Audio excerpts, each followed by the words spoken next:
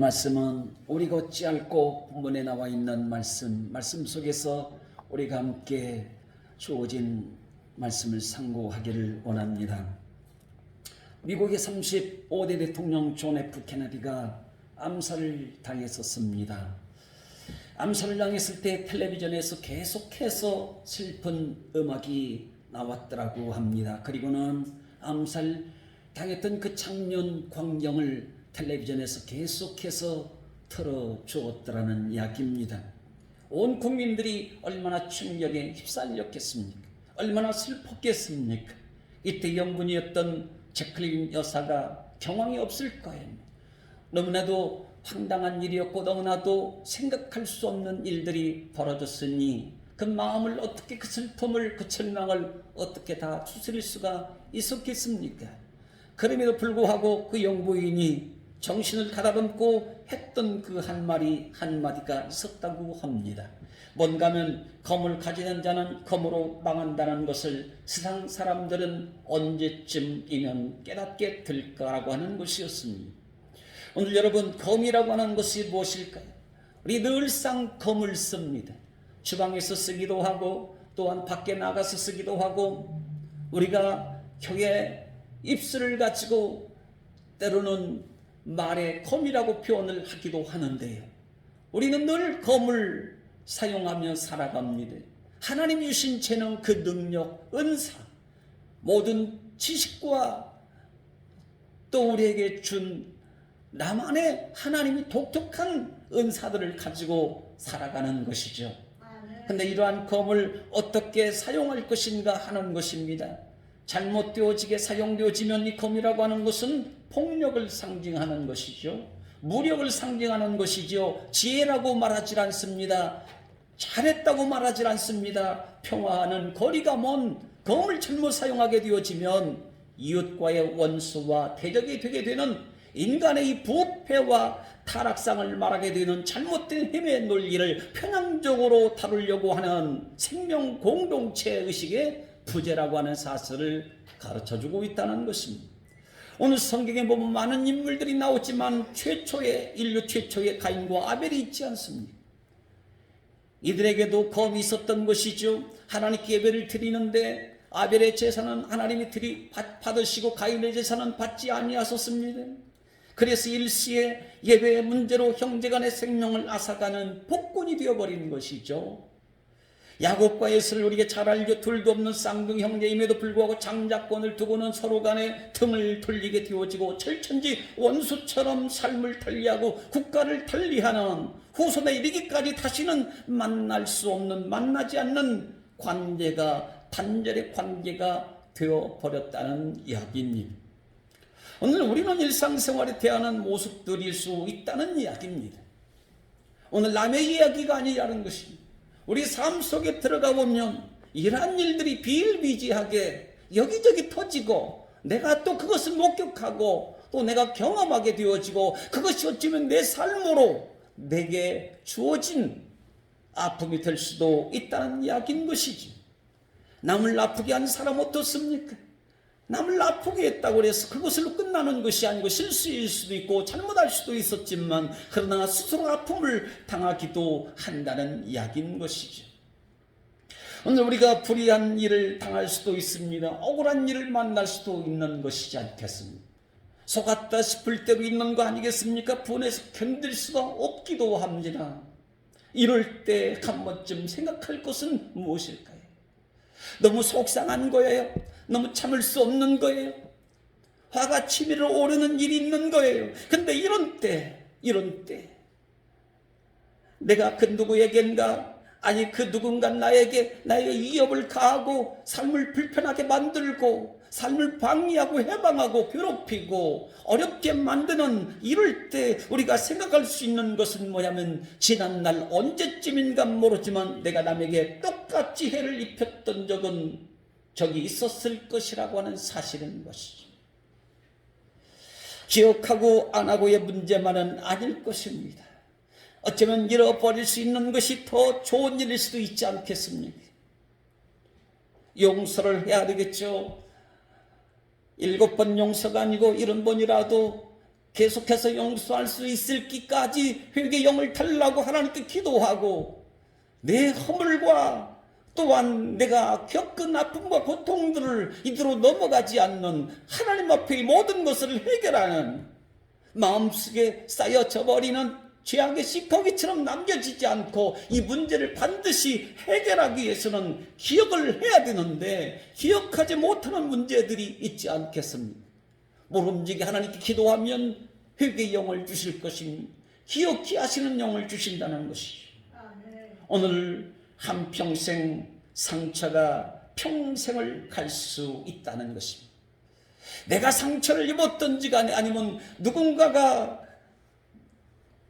내가 타인에게 상처를 입혔든지 간에 이것이 그 한순간 일순간에 일어나는 그 사건으로 마무리된다고 한다면 얼마나 좋겠습니까?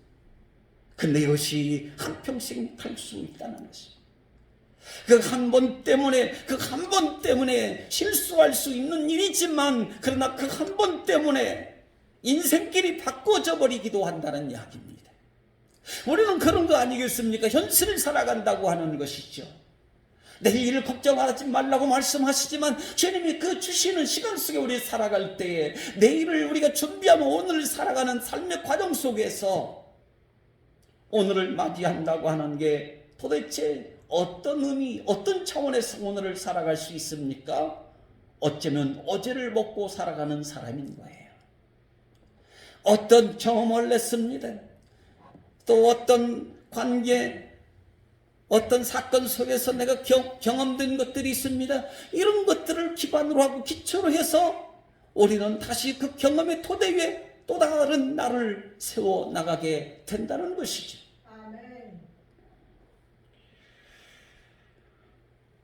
오늘 그렇기 때문에 오늘 한순간이 얼마나 소중한지 몰라요. 오늘 여러분 사람이 사람을 넘어지게 한다는 것처럼 큰 잘못은 없어요. 이것보다 잘못한 것은 없어요. 예수님이 그렇게 말씀하시잖아요. 한 사람을 실족게 하는 일이라고 하는 것은 안 될 일이다. 그것은 연자맷돌을 메고 바닥에 던지움이 나으니라고 말씀하시는 거잖아요. 그 한 사람 그 아픔을 가져오게 하는 것, 그 무엇으로도 씻을 수 없는, 용서 가능하겠지만 때로는 용서 불가능한, 용서가 안 되는 일들이, 화해 가능하겠지만 화해 안 되는 그러한 어떤 일들이 있지 않겠습니까? 오늘 여러분, 오늘 예수님께서 한 마리 어린 양을 소중하게 여긴 것처럼 우리에게 말씀해 주시는 것은 뭐냐? 소통의 문제라고 하는 것이면 소통의 문제. 빌립보서 2장 1절 3절에 뭐라고 하는가 하면 그러므로 그리스도 안에 무슨 권면이나 사랑에 무슨 유로나 성령에 무슨 교제나 국률이나 자비가 있거든 마음을 같이하여 같은 사랑을 가지고 뜻을 합하여 한 마음을 품고 아무 일이든지 다툼이나 허용으로 하지 말고 오직 겸손한 마음으로 각각 자기보다 남을 낫게 여기라 말씀하십니다. 여기 보시면 아무 일에든지 말씀하십니다. 아무 일에든지 어떤 일에든지 그리스도 안에서 오직 겸손한 마음으로 한 마음을 품어서 각각 자기보다 남을 낫게 여겨라. 남을 낫게 여긴다는데 나보다 남을 더 낫게 여긴다는 데 있어서요 무슨 문제가 오겠습니까? 소통 안 될 일이 어디 있겠습니까? 오늘 여러분 소통의 기준 어디에 두고 있어야 될까요? 너와 나와의 관계라고 한다면, 아주 가까운 관계라고 한다면, 멀리 있어도 가까워질 수 있는 사람이라고 한다면, 가까워져야 된다고 한다면, 하나님의 사랑을 모두가 입고 사는 사람이라고 한다면, 하나님의 섭리 속에 다 들어와 있는 사람들이라고 한다면 우리 소통되어져야 되는 거지. 그리스도인을 가리켜서 예수님 뭐라고 하시는 거예요? 너희는 세상의 빛이라. 아멘. 너희는 세상의 소금이라 말씀하시죠. 아멘. 특정 불특정 다수 그 어떤 사람에게만 소금 되어지고 그 어떤 사람에게만 빛이 되어지는, 내 마음에 맞는 어떤 사람에게만 내가 선한 사람이 되어지고 내 마음에 맞지 않는 그 어떤 사람들에게는 내가 선하지 아니해도 되겠다고 싶은 그런 관계가 아니고, 모든 사람들을 향해서 아무에게든지 간에 어떤 일이든지 간에 소통하라고 말씀하시는 거예요. 빛과 소금이 되라는 것입니다. 오늘 고린도전서 12장 23절 25절에 봅니다. 우리의 몸에 덜 귀히 여기는 그것들을 더욱 귀한 것들로 입혀주며 우리 아름답지 못한 지체는 더욱 아름다운 것을 얻느니라. 그런즉 우리 아름다운 지체는 그럴 필요가 없느니라. 오직 하나님이 몸을 고르게 하여 부족한 지체에게 귀정함을 더하사 온 몸 가운데서 분쟁이 없고 오직 여러 지체가 서로 같이 돌보게 하셨느니라. 아멘. 돌보게 하셨느니라. 오늘 예수님이 어떤 분입니까? 예수님은 우리 모든 지체들의 머리가 되신다는 거 아니겠습니까? 그 예수님이 우리의 머리시고 우리는 예수님의 각 지체들인 것을 말하고 있는 것이지. 소통의 문제를 꺼낼 때는 오늘 으뜸이 되려고 하지 말라. 섬기는 자가 되라고 주님 말씀하시죠. 아니 십자가를 지라고 주님 말씀하시죠. 오늘 지체 간의 소통가라는 것이죠. 성도 간의 소통가라는 것입니다. 소통가라. 예수님 머리이십니다. 예수님의 지시를 따라서, 예수님 말씀 따라서, 예수님 명령 따라서 순종하는 소통가라는 것을 우리 가르쳐주고 있습니다. 여러분, 왜 지체 간의 소통이 이루어지지 않는 때가 따른다는 말입니까? 지체인데 말입니다. 형제인데 말입니다. 가까운 이웃인데 말이죠. 아니 가족인데 말이죠. 오른손이 아프면 왼손이 아프지 않을 일이 없고, 또 눈이 하나가 아프면 또 다른 곳이 아프지 않은 것이 없고, 오늘 여러분, 오늘 소통되지 않는 것, 소통을 이루기 위해서 필요한 것 무엇일까? 오늘 여러분, 하나님과의 소통이 이루어지지 아니하고는 한 지붕 아래에 살아갈지라도 소통하기가 어렵다는 것입니다. 세상 많은 사람들, 가까운 사람들, 이웃된 사람들, 친한 사람들, 때로는 순간 한 번쯤은 감정이 서로 틀어질 수도 있는 것이죠. 아픈 마음을 가질 수도 있는 것이죠. 다툴 수도 있는 것이죠. 싸울 수도 있는 것이죠. 그런데요, 그때그때마다 우리가 생각할 것은 무엇입니까? 나는 지금 하나님과 화평하고 있는가? 나는 하나님과 진정으로 화평하고, 아니 하나님과 진정으로 소통했었던 사람인가? 아니 지금 하나님과 소통하고 있는 사람인가? 라고 하는 것을 우리 자신에게 한번 다시 질문해 보라는 것입니다. 그래서 성경에 많은 말씀을 하시잖아요. 누구에게 무엇을 하든지 간에 죽게 하듯 하라, 그렇게 말씀하십니다.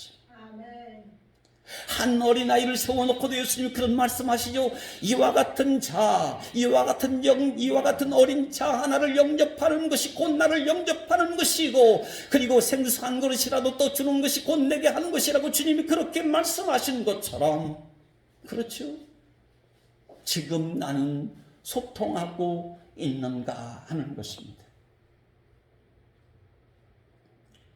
우리는 소통 단절, 소통 부재 속에 살아가는 경우가 참 많습니다. 아는데 모르고 살아가는 경우가 많이 있습니다. 소통하기를 애를 써야 되는데 소통하는 데에 대해서 관심이 없을 때가 있습니다. 때로는 이름 하나 모를 때가 있잖아요. 어느 때 언제인지 모르지만 그 얼굴 한 번 언제 만났던가 기억이 잘 안 날 때가 있지 않습니까? 그 사람이 어떤 사람인지 전혀 도무지 알 수 없는, 나만 아는 나의 인생을 살아갈 때가 있는 것 아니겠습니까? 소통이 잘 안 될 때가 참 많아요.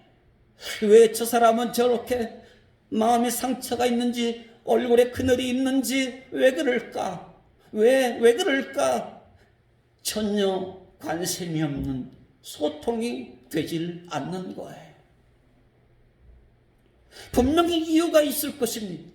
아픔의 원인이 있을 것입니다. 힘들어하는 고통의 원인이 있을 것입니다.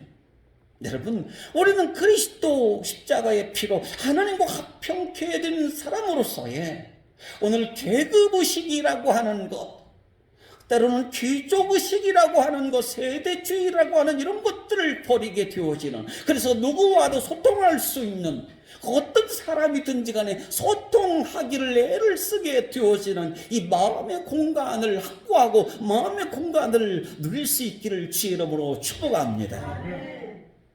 누가 만나도 환영할 수 있는 사람. 우리 보정교회는 서로 세워주고, 오늘 말씀 읽은 것처럼 서로 세워주고, 부족한 연약한 부분이 있으면 더더욱 서로 챙겨주고, 더욱 요긴하게 되어지고, 더욱 존귀하게 되어지고, 그리고 흠이 덮어지게 되어지고, 더 채워지고, 하나님의 사랑, 하나님이 주신 사명을 함께 짊어지고 가는 아름다운 교회, 성장하는 교회 되기를 힘쓰시기를 주의 이름 축원드립니다. 소통에서 오는 거예요. 소통에서. 교회 성장은요, 많은 성장하는 교회들, 이름하여 대형 교회들 내지요 중형교회 이상을 놓고 볼 때 그런 교회들이 어떻게 그렇게 성장했을까? 아니, 우리 객관적으로 볼 때 어떻게 그렇게 교회가 은혜가 넘치나, 화기애애하나, 사랑에 가득한가? 교회 가면 그렇게 즐겁기만 한가? 성도의 만남과 교제가 아름답기만 한지, 그것은 소통의 문제라는 거예요. 소통의 문제. 서로 연락하는 것이죠. 교회는 성도 간에 서로 지체 간에 서로 연락하여서 연합하여 주님의 몸된 교회를 이룬다고 말씀하시죠. 하나님의 영이 임합니다. 에스겔 골짜기에 마른 뼈들이 가득합니다. 에스겔이 사방을 향해서 외칩니다. 주께서 말씀하십니다. 에스겔아, 저 뼈들이 살겠느냐고 말씀하십니다. 어둠이 가득합니다. 절망이 자욱합니다. 안개구름이 가득합니다. 아무리 봐도 바짝 말라 있습니다. 소망이 없습니다. 기대할 것이 없습니다. 그런데 어떻습니까? 태어나라는 거예요. 태어나라는 거예요. 하나님의 이름으로 하나님의 영을 가지고 태어나라는 거예요. 하나님의 생명들을 향해서 태어나라. 너는 태어나라. 뼈들을 향해서 태어나라는 거거든. 소통하라는 것이거든요. 그러니 뼈들에게 하는 말이, 생명들 뼈들아, 생명들이 하나님의 영이 생명이 들어가서 뼈들아 살아나라고 외쳤더니 그 마른 뼈들이 생동감을 갖고 서로 이곳저곳 자기 자리를 찾아서 연락하며 붙고 강군의 회복이 놀라운 역사가 일어났다는 거 아니겠습니까? 소통의 문제입니다. 우리 한번 고백합시다. 소통이 축복입니다. 소통이 은혜입니다. 소통이 은혜인 거예요. 소통이 축복인 거예요. 여러분, 소통의 달인이요, 좋은 리더자인 겁니다. 소통을, 커뮤니케이션을 잘하는 사람이 오늘 시대의 리더자, 시대의 CEO가 시대를, 지구촌을, 이 시대를 이끌어갈 수 있는 그 지도자가 누군가 하면 소통을 잘하는 사람. 소통을 잘하는 사람. 오늘 성경 말씀 속에 그렇습니다. 회개하라, 그리고 죄 사함을 받고 성령의 선물을 받으라고 말씀하시고, 오늘 베드로 중심으로 해서 120명 제자들이 예루살렘 중심으로 해서 마가다락방에서 기도하죠. 성령 받습니다. 불의 여와 같은 성령 받고 바람 같은 권능의 성령을 이들이 받지 않습니까? 그리고 나서 능력의 사람이 돼요. 그리고 복음을 전하는 거예요. 성령의 권능을 받았습니까? 성령의 불을 받았으니까, 성령의 바람 같은 하나님의 권능을 누리게 되었으니까 전도하지 아니할 수가 없는 성령의 능력이 이들을 움직이고 있는 것이죠. 그래서 복음을 말하는데 유대 사람을 중심으로 해서 각국의 사람들이 다 예루살렘으로 유월절 중심으로 해서 오순절에 근거하여 사람들이 모여 있는데 베드로가 설교하는 거예요. 말씀을 전달합니다. 수많은 사람들이 베드로의 소리를 듣습니다. 그런데 어떻게 되는 거예요? 한 사람 베드로가 말하는데 각기 자기들 나라들 말로 듣고 있더라는 거예요. 아멘. 얼마나 신기했겠습니까? 통역사가 따로 없는 거예요. 방언으로 말합니다. 근데 자기들 말로 들은 거예요. 얼마나 놀라운 일인지 몰라요. 어리둥절한 일이기도 했을 것입니다. 근데 성경에 보니 어떤 이들은 하는 말이 조롱하면서 저가 술에 취하여 말하는도다. 아니말로 대낮부터 술을 먹고 헛소리를 한다고 조롱했다는 거 아니겠습니까? 여러분요, 모르면 받고 말한다는 이야기예요. 오늘 한나가 하나님의 성전에 올라가서 간절히 기도했던 적이 있잖아요. 뭐 때문에요? 자식 달라고. 근데 엘리제 세상이 그 한나 기도하는 한나를 볼 때 무엇을 봅니까? 기도하는 그의 모습을 본 게 아니고, 야 한나야, 어찌 대낮부터 괴롭다 한들 그 술 취하여서 하나님 성전에 와서 그렇게 시끄럽게 떠드냐고 하는 거 아닙니까? 오늘 모르면 받고 말을, 모르면 받고 말해요. 인정할 줄 몰라요. 하나님의 은혜의 세계, 영의 세계를 몰라요. 거듭남이 없습니다. 성령 받아본 적이 없습니다. 몰라요. 여러분, 성령님이 계시니까 성령님을 받는 것이지요. 그렇잖아요. 아니, 성령님이 아니 계시는데 어떻게 성령님을 받냐고요? 어떻게 성령님 충만해서 베드로가 지금 방언을 하는데 성령님이 아니하시고 어떻게 한 사람이 이야기하는데 각국의 사람들이 자기들 말로 들을 수가 있느냐고요. 이것은 신비로운 성령의 역사가 아니고는 불가능한 일이잖아요. 단순하게 불가사의한 일이라고 말하기에는 너무나도 이 하나님의 초월적인 신비로운 영역의 세계라고 말할 수밖에 없는 것이죠. 사람들은 술 취하였다, 조롱하고 헛소리한다, 그렇게 말을 하지만 2장 12절에 보니 베드로는 소리를 더 높이고 더 힘을 내어 말하였다. 베드로는 하나님의 큰 권능을 입고서 전도하였다고 말을 합니다. 누가 막을 사람이 어디 있습니까? 베드로가 지금 하는 게 아니거든요. 성령님이 베드로를 붙들고 있는 것이거든요. 베드로의 말을 하는 것이 아니거든요. 베드로에게 하나님 말씀을 주셔서 그 말씀을 선포하는 것이거든요. 그러니 이 사람도 듣고 저 사람도 듣고 각국의 사람들이 자기들의 말로 듣고 있는 겁니다. 베드로는 큰 소리로 이야기하는 거잖아요. 내 말에 귀를 기울이십시오. 여러분, 내 말에 귀를 기울이십시오. 너희가 법 없는 자들의 손을 빌려서 하나님의 아들 구주 예수 그리스도를 십자가에 못 박아 죽였지만 하나님은 그를 예수 그리스도를 살리실 뿐만 아니고 예수를 하나님이 주와 그리스도 되게 하셨습니다. 이 말을 듣고 사람들의 반응이 어떻습니까? 마음의 찔림을 받고 있는 거죠.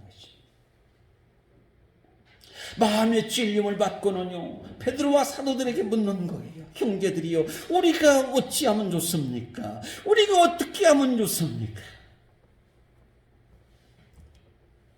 법 없는 자들의 손을 빌려서 하나님 아들 구주 예수 그리스도를 십자가에 못 박아 죽였지 않느냐? 근데 하나님이 살려서 주와 그리스도가 되게 하셨다라고 하니까 그 죄책감에 눌려서 마음의 찔림을 받고 우리가 어찌하면 좋습니까? 하는 것이죠. 그러면서 베드로가 대답합니다. 예수님을 믿으십시오. 예수님을 믿고 패역한 세대에서 구원을 받으십시오. 세대에서 시대에서 구원을 받으십시오. 예수 그리스도 안에 구원이 있습니다. 할렐루야. 예수 그리스도를 믿으십시오라고 하는 거예요. 다른 말을 하질 않아요. 신기한 일이 일어나죠. 회개 역사가 일어나죠.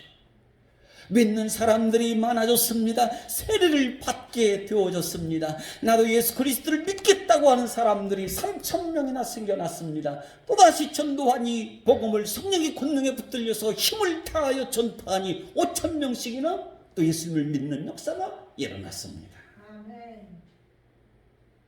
오늘 39절의 말씀 보니 하나님은 전하는 자를 통해서 부르신다 말씀하세요. 그 전하는 자 입술을 통해서 증거하는 자의 증거를 통해서 하나님께서는 부르신다, 믿는 자들을 데려오신다고 말씀하시는 것이죠. 복음은요, 전하면 믿는 자가 생기게 됩니다. 할렐루야. 전하면 믿는 자가 생기는 거예요. 믿는 자를 하나님이 불러오시는 거예요. 오늘 여러분 복음을 전하십시다. 복음을 전도하십시다. 복음을 전하자고요. 복음을 전하면 하나님이 부르시는 거예요. 우리 입술의 말씀을 쫓아서 듣는 자들이 하나님께로 돌아오는 역사가 있게 된다고 말씀하시는 거거든요. 우리가 어찌할꼬 나름 자신들의 신분을 내세웠던 사람들 아니에요. 전통과 관습, 자존심 깨나 내세우는 사람들이었지 않습니까? 어지간해가지고 오는 무너질 사람들이 아니에요. 수천 년 역사 속에 그 가문의 집안에 얽히고 설키고 있었던 것들을, 그 사상과 이념들을 결코 놓을 수 없는 가풍이 있었던, 풍습이 있었던 이런 것들을 결코 한순간에 내려놓을 수 없는 그런 사람들이었거든요. 그것이 법이고 그것이 생명이었거든요. 그것이 그들의 인생이었거든요. 근데 베드로가 예수를 믿으라고, 당신들이 죽인 예수 그리스도 하나님 살리신 그 예수 그리스도를 믿으라고 말을 하니,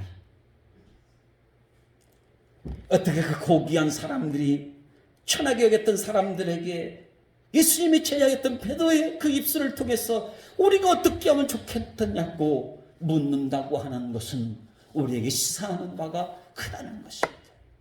우리가 어떻게 하면 좋습니까? 내가 어떻게 하면 좋습니까? 하나님, 나는 어떻게 하면 좋습니까? 하나님 말씀을 받고서 주 앞에 엎드려 간구하고 기도하고 하나님 앞에 나의 연약함을 무릎 꿇고 나갈 때 하나님, 나는 어떻게 하면 좋습니까? 어떻게 하면 좋습니까? 누군가가 우리에게 어떻게 하면 좋겠느냐고 묻는다면 우리는 뭐라고 대답하면 좋겠습니까? 성도 여러분, 우리가 아는 것은 무엇일까요? 우리가 어떻게 하면 베드로에게 좋겠느냐고 물었던 사람들처럼 많은 사람들 우리가 어떻게 하겠느냐고 우리가 묻는다고 한다면 과연 우리가 아는 것은 무엇인가? 우리가 믿는 바는 무엇일까요? 내가 하는 말은 어떤 말이어야 하는 것일까요? 준비 장전 완료됐습니까? 무엇을 알고, 어떤 하나님을 알고, 어떤 지식을 갖고 있고, 어떤 믿음을 갖고 있는지, 여러분, 우리가 무엇이라고 대답하는 거에 나는 예수님을 믿는다는 것, 믿는다는 것은 회개하고 세례를 받는다고 하는 것, 나는 예수님을 믿고 죄를 회개하고 세례를 받은 사람입니다. 성령님이 합주하는 사람입니다. 예수님을 말할 수 있는 사람. 할렐루야. 아멘. 어떻게 하면 좋으냐고. 아멘. 회개한다고 하는 것은 하말티아라고, 죄라. 도둑질 안 했는데, 도둑질 안 했으니까 나는 죄인이 아닙니다. 사기치지 않았습니다. 나는 남을 해한 적이 없으니까 나는 죄인이 아닙니다. 얼마든지 그럴 수가 있습니다.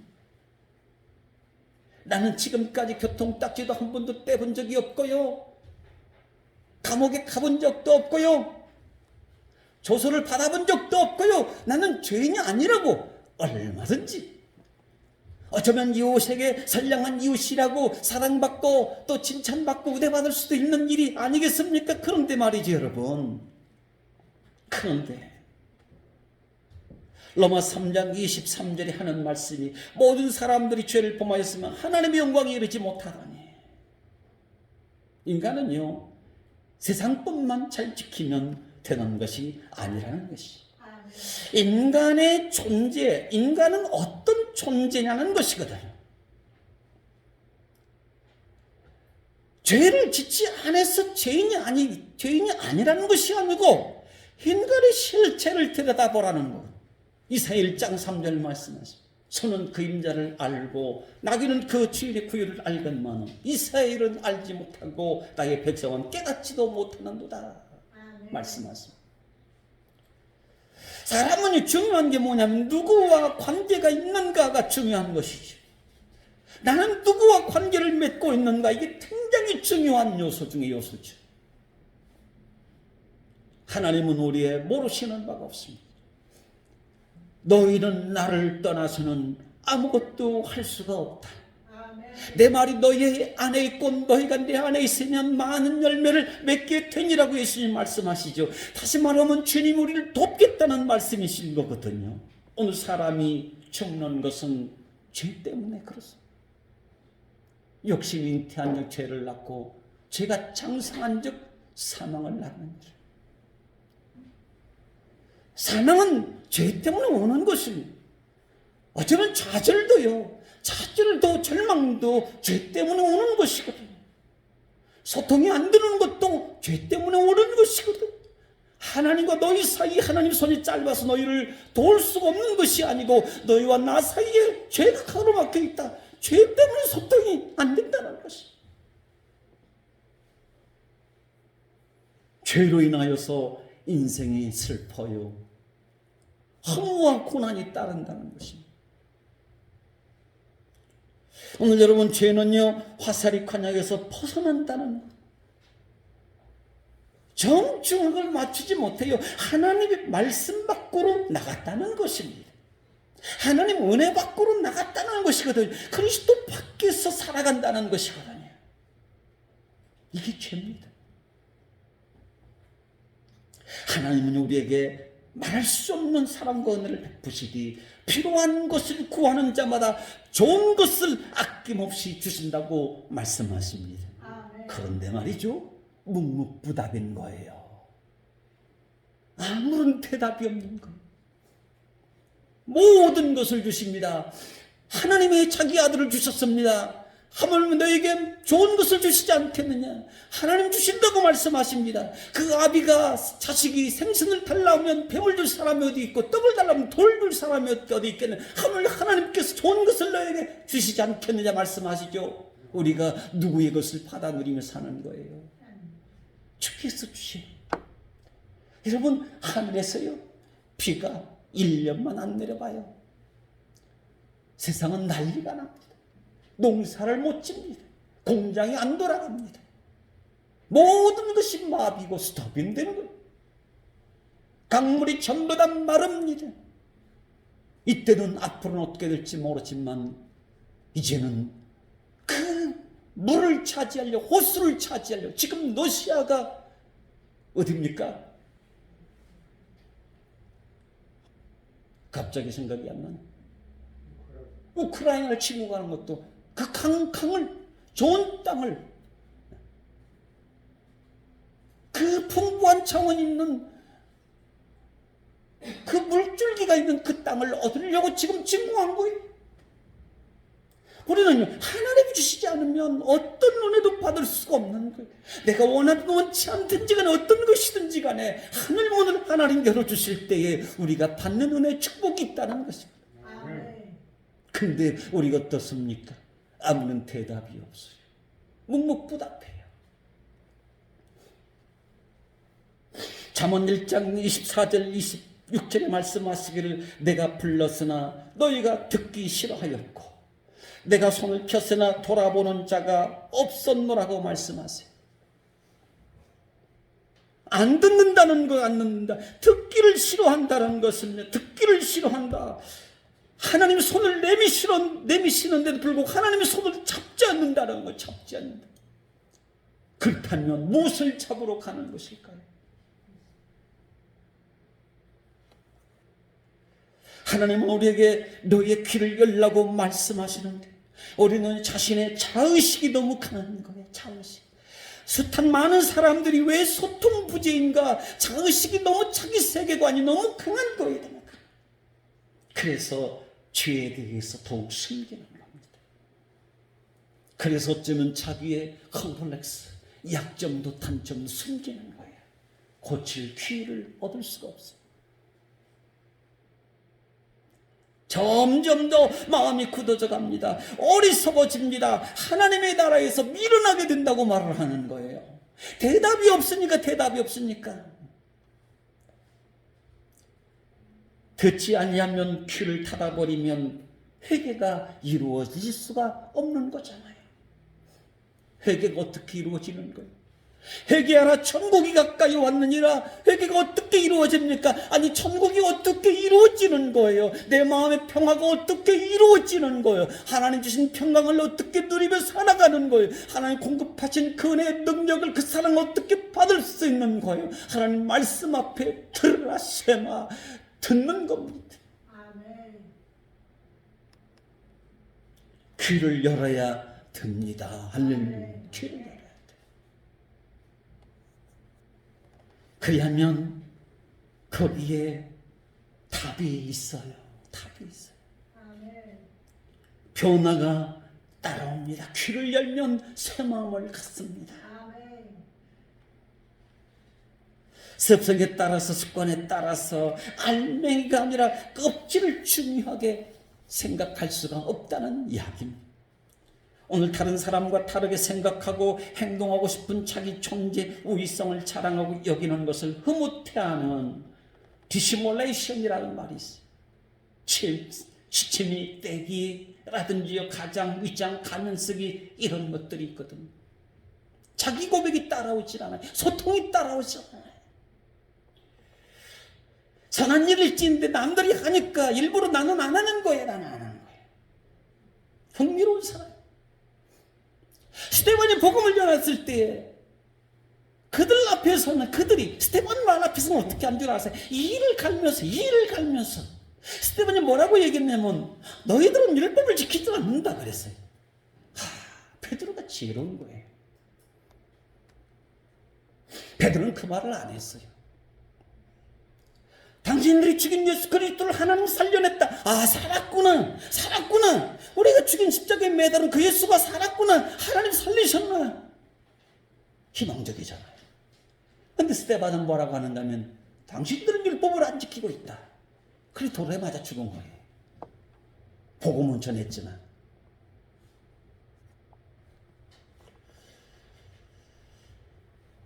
여러분, 남들이 남의 것이 좋아 보이는데 안 그런 척하는, 모른 척하는 경우도 있어요. 남이 검은 옷 입으면 나는 흰 옷을 입고 다니고 싶은, 그래야 속이 직성이 풀리는 경우. 특별한 것이 아니라 까다로운 것이 까다로운 거예요. 다중인격의 변질입니다. 잘못된 습성이 신앙의 문화로 잘못된 관습이, 풍습이, 전례가, 나의 가치관, 자아가, 자의식이 신앙의 문화로 자리 잡을 위험이 따른다는 것입니다. 대단히 위험스러운 일이죠. 복음의 핵심을 잘못 가지고 가는 사람이에요. 오류를 습관화시켜버릴 수도 있다는 이야기거든요. 하나님 중심이 아니고 세상 중심이고 인간 중심이고 내 중심이 되어지고, 그리하면 이를 갈아요. 우리가 어찌하면 좋을까. 모든 것을 내려놓는 것이잖아요. 소통이 이루어진 것이죠. 오늘 자신을 특별하게 만들고 싶어하는 사람도 개중에 있죠. 나를 높이고 또 영시하려고 하는 경우도 있죠. 이것은 뭔가 하면 건강한 인격의 분화가 일어나지 않은 어른 자아를 숨겨놓고 살아가는 사람이라는 것입니다. 우리 삶 속에, 우리 인격 속에, 우리 생각 속에 두 사람이 있는 거예요. 내 안에 오직 예수 그리스도만 있어야 되는데, 예수 그리스도도 모시고 계시지만 다른 신도 있는, 오늘 영의 생각이 아니라 사망을 낳는 육의 생각에 붙들려 살아갈 때도 있다는 것입니다. 모든 것들을 육으로만 생각하는 거예요.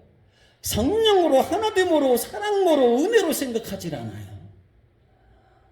모든 걸 세상의 관습에 있어서 세상의 프레임으로 보는 거예요. 그러니까 다 걸리는 거예요. 다 걸려. 내 관점 자식으로 보는 거예요. 모든 것이 그러니까 내 의식에서 벗어나면 틀린 거예요. 이게 그래서 정지가 되는 것입니다. 여기에 죄가 따라오는 거예요. 아픔이 오죠. 소통 부재가 오는 거죠. 영어로 생각해야 됩니다. 할렐루야. 아멘. 성령으로 생각합니다. 아멘. 말씀의 지혜를 갖고 성령의 감동을 받아서 여러분 거룩한 영 성령님은요 존재하시는 분으로서의 인격자로서 존재를 증명하는 존재자이시다라는 말입니다. 여러분 육은 영을 담고 있잖아요. 우리 육이 영혼을 담고 있잖아요. 근데 우리 육이 잠이 들면 어떻습니까? 영도 잠들어요. 같이 잠들어 있는 거예요. 예수님 죽은 자를 향해서 그렇게 말씀하시죠. 잠자는도다. 잠자는도다. 왜 그렇습니까? 육이 잠자고 있는 거예요. 육이 죽어 있는 거예요. 근데 영은 잠자고 있는 거예요. 육이 잠자면 영도 잠자는 거예요. 근데 육이 깨어 있으면 어떻습니까? 우리 육의 정욕을 십자가에 걸게 되어지면 우리의 영이 살아나게 될 줄 믿습니다. 영이 살아나는 거예요. 우리의 생각으로 하나님 믿어요. 우리의 믿음이 좋다고 생각할 수도 있어요. 영이 살아있다고 성령이 사람이라고 예수님이 사람이라 말할 수도 있어요. 그런데 육신이 잠자면 영도 함께 잠잔다니까요. 근데 육신을 깨우면 그 영이 함께 역사하고 영이 육신을 다스리는 이러한 성령의 역사가 따라온다는 거예요.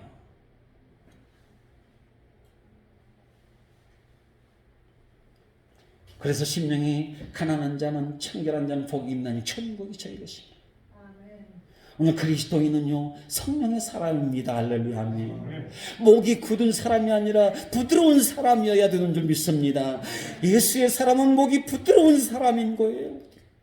우리는 어찌할꼬 묻는 이들에게 예수 복음을 전할 수 있는 말씀의 지혜 하나님의 사랑의 뿌리를 내리고 소통의 은혜가 따르시기를 주의 여러분 축원드립니다. 소통의 은혜 모든 이들과 소통하는 범사의 형통의 복이 따르기를 소망합니다. 오늘 40절 읽고 마쳐요. 그들이 함께 읽어봅니다. 그들이 사도의 가르침을 받아 서로 교제하며 떡을 떼며 오로지 기도에 힘쓰니라. 아멘. 말씀의 축복이 따르기를 축복합니다. 하나님의 말씀을 받을 때 마음이 즐거운 거예요. 가정이 평화로운 거예요. 삶의 기쁨이 넘쳐날 줄 믿습니다. 하나님 말씀을 통해서 우리의 모든 닫혀있는 소통의 문을 활짝 열어가시는 승리가 있기를 주의 이름으로 축원드립니다.